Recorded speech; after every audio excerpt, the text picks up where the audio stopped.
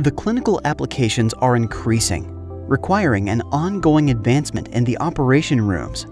MAVIG offers through the GD50 family versatile medium-load monitor suspension systems that meet the ever-growing needs of users through several choices. The column can be mounted either stationary or movable on a track, with lengths varying from 150 to 500 millimeters.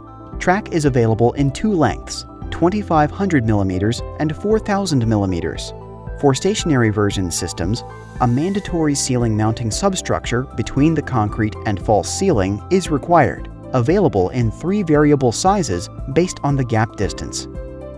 Both GD50 versions have a spring arm with a length of 1010 millimeters and a maximum weight load capacity of 45 or 57 kilograms.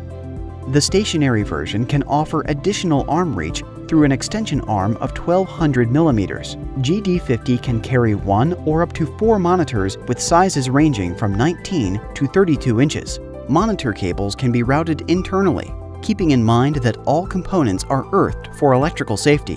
The GD50 allows the medical team to place the monitor to the intended positions at the patient's side, benefiting from the arm reach either if it was stationary version with single or dual arms, or even the track-mounted version.